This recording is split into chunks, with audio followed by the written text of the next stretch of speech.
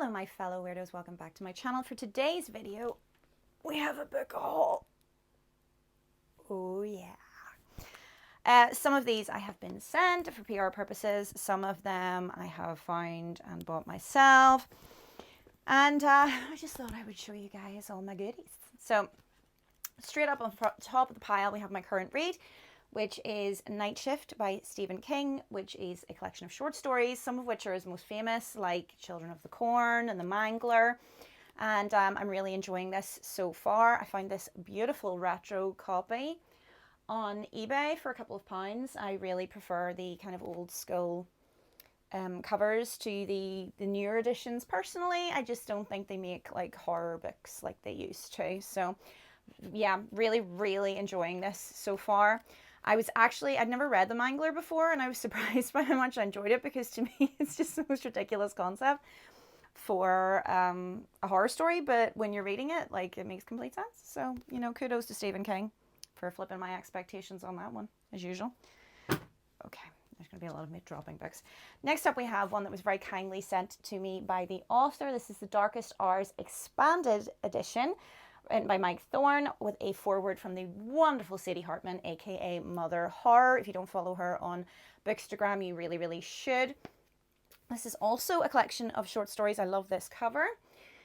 Between the covers of Darkest Hours, you will find academics in distress, humans abusing monsters, demons terrorizing people, ghostly reminiscence, resurrected trauma, and occult filmmaking, ranging from satirical to dreadful. These 16 stories share a distinct voice: urgent, sardonic, and brutal.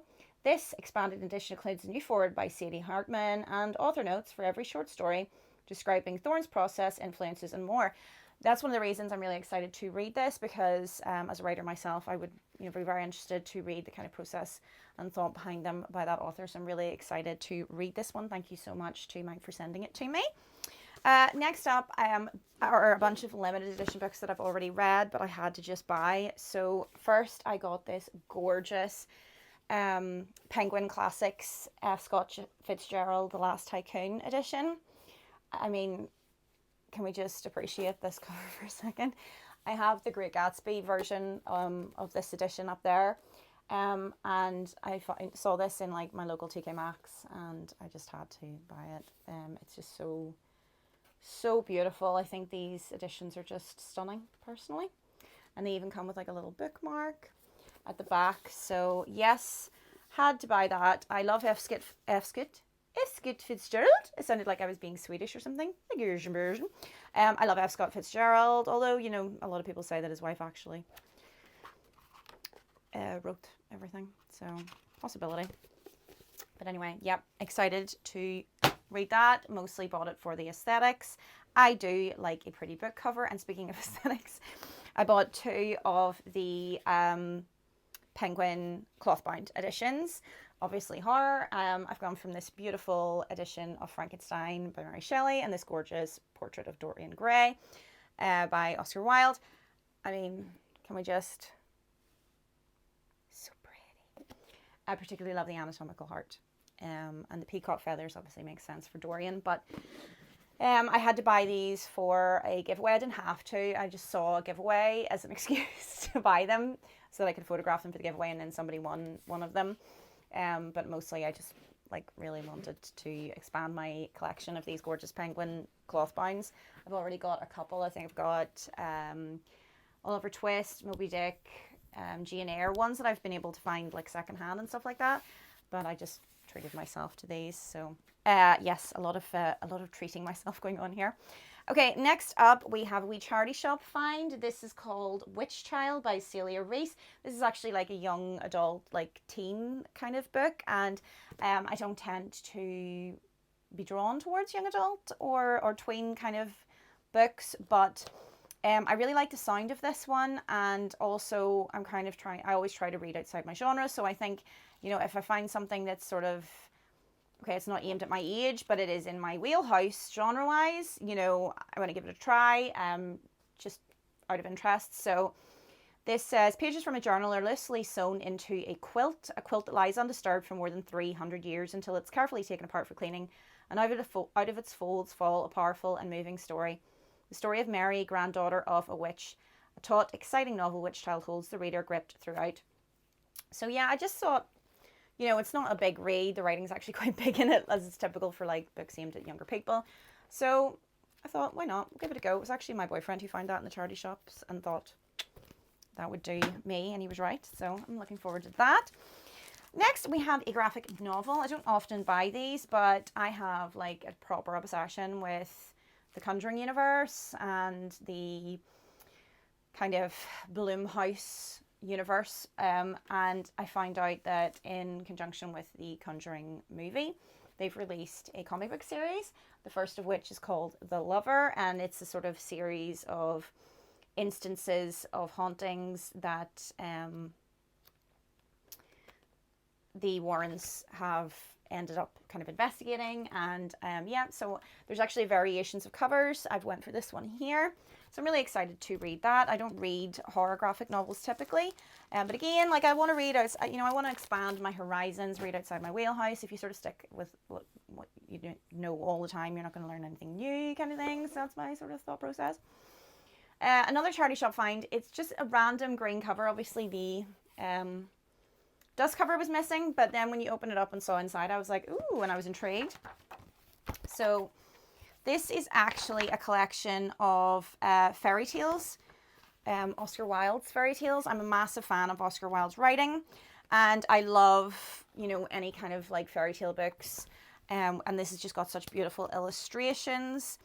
So, you know, for £1, I was like, yes, I'll definitely get this. And I thought, you know, I could read the stories to my daughter. And I haven't actually read Oscar Wilde's fairy tales. So yeah, I thought, like, I mean, look at these pictures. I love it. I thought for £1, had to get that.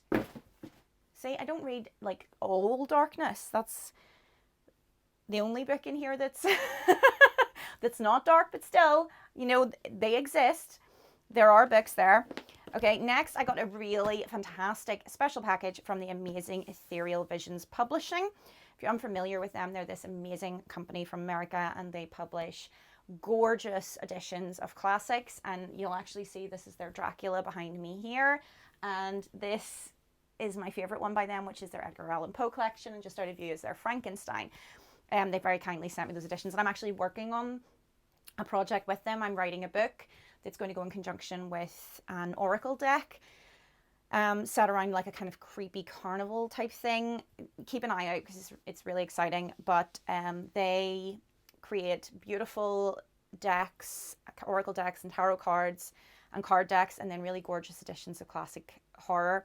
And Matt Hughes, who is the illustrator, does these gorgeous like Art Nouveau style illustrations. They're absolutely divine. I love his vibe.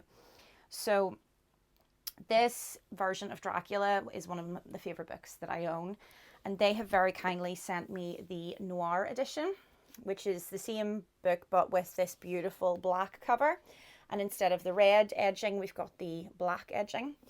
And this has actually got this gorgeous kind of like velvet texture to it, giving it like this three-dimensional sort of vibe. So I now have like both editions. Same with this. It's just beautiful sort of velvety texture. I'm really strange, but I do like, I'm very tactile. I like touching things. So it sounded weird. So I appreciate that. But there's the inside cover, and, you know, an opportunity for you to put your stamp on it there. But let me just show you an example of some of the illustrations in this, because honestly, Matt is insanely talented.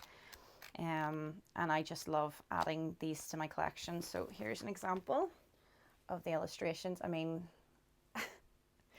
oh, to be so talented, honest to God. Just incredible. So let me see. There's a lovely chapter head. So the chapter heads are kind of like that, with different drawings and stuff. Make another illustration here. I mean, look at that chapter head. Oh, I mean, come on. Can we just bow down? I'm not worthy. So yes, I'm completely obsessed with this Noir edition. It's absolutely gorgeous. These are really limited as well. There's not very many of them in existence. So I'm very lucky to have it. So thank you so much to Ethereal for sending that to me. They also very kindly sent me some card decks. So we have a bunch of these. They all have like different colors. This is the green edition, and I don't know how to pronounce this. I'm going to say Jallarhorn, but it's Viking mythology, and these are playing cards, but they have, you'll be able to see there the kind of Viking style writing and the Matt's gorgeous illustrations and all these cool Viking symbology. There's the King of Spades, is pretty cool with his red hair, and then the back is this awesome like Viking Celtic kind of vibe about them. I love it. I have come from Viking stock on my mother's side. My dad's side are Irish the whole way back, but my mum's side are from Scotland, and then from Scotland they actually came from the fjords, from Viking raiders and settlements. So I do have a thing about Viking mythology in general. I think it's just a beautiful culture and beautiful mythos behind it. So very excited to have those, and I'm gonna have to photograph those for my channel. I mean, look at this beautiful art. Oh, Matt is so talented. And the box has got this gorgeous like raised like Celtic pattern on it. I keep saying Celtic and Viking are kind of interchangeable for a lot of their symbology, because Viking raiders and it all kind of melded together, and they've got a similar vibe. Now, this next deck, and I need to put this away because I would be absolutely gutted if any of them got bent. There we go. So I got sent various different editions of that beautiful deck, but holy crap. Okay, I've wanted this for absolutely ages. It is the Dreamscape Oriole deck, or Oriole? It's like the Oreo version of Oracle. Dreamscape Oracle deck. And you can see they've got this beautiful kind of metallic sheen, and the cards have the same thing. Oh, I'm absolutely obsessed with this deck. I've seen it online and I've wanted it for ages, but I'm poor. So you get your little book, obviously, to give you your symbology and how to read it. But oh my God, okay. This actually just, oh, I can't. I mean, so here is the Architect card. Look. The Spring. The Night. I mean, oh, the art is just stunning. Oh, look at that. So they all have these beautiful metallics on them, and honestly, I'm completely in love. Oh my God, look at Shadow. Look at it. Oh, look at Seer. Like, there isn't a card in here that I wouldn't have framed and put on my wall. It's utter perfection. Matt is an incredible talent. Like, I wish I could be this good at art. Oh, look. Stunning.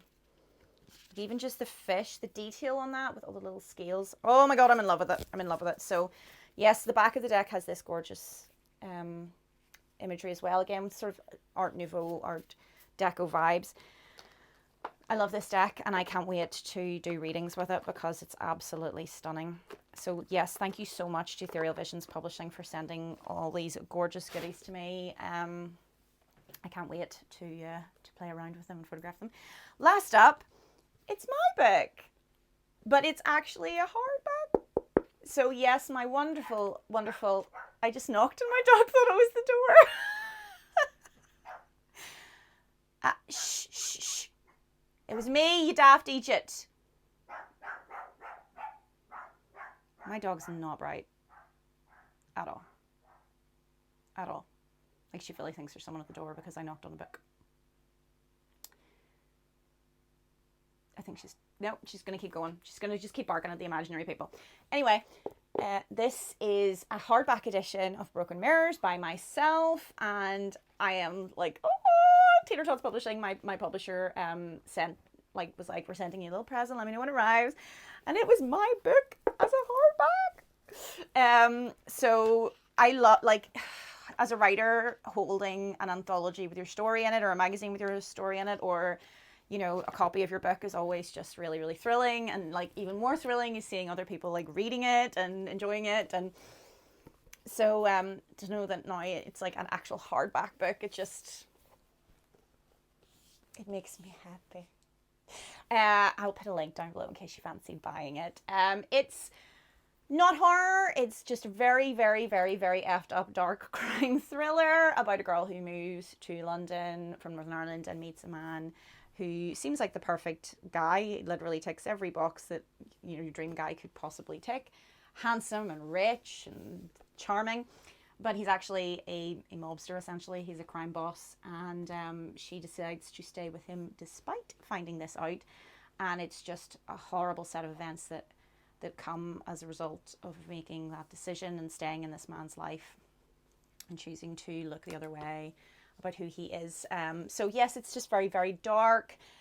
Trigger warnings, though there is violence and sexual violence in it. So if you find that triggering, don't grab this just in case. But yes, now available in hardback. And that's it. That's my book haul, guys. You can see the book buying band's going great.